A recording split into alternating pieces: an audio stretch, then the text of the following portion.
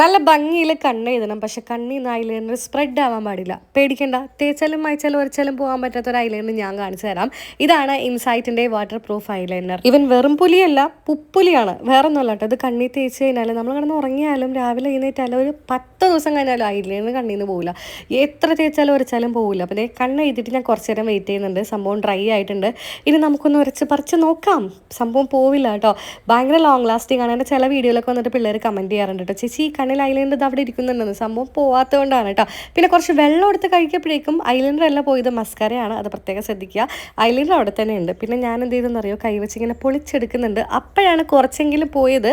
അപ്പോൾ long lasting ആയിട്ടുള്ള eyeliner നോക്കുന്നുണ്ടെങ്കിൽ definitely ഇത് പർച്ചേസ് ചെയ്യാവുന്നതാണ്. കുറച്ച് ഡ്രൈ ആയി കഴിഞ്ഞാൽ നിങ്ങൾക്ക് ഇതുപോലെ പറിച്ചൊക്കെ കളയാം. എന്നാലും കുറച്ച് പാടാണ് കേട്ടോ. പണ്ടൊക്കെ മഴ നനഞ്ഞാൽ കണ്ണിൽ നിന്ന് ഇങ്ങനെ കറുത്ത വെള്ളം ഒഴുകൂട്ടെ എൻ്റെ ഐലൈനർ. ഇപ്പോഴാണെന്നുണ്ടെങ്കിൽ ആ ഒരു ടെൻഷനില്ല. സംഭവം നമ്മുടെ സാധാ കടയിലൊക്കെ കിട്ടും. ഇല്ലാന്നുണ്ടെങ്കിൽ ഇവിടെ മുകളിൽ ഞാൻ ടാഗ് ചെയ്ത് കൊടുത്തേക്കാം. വേണമെന്നുള്ളത് ചെക്കൗട്ട് ചെയ്യാം.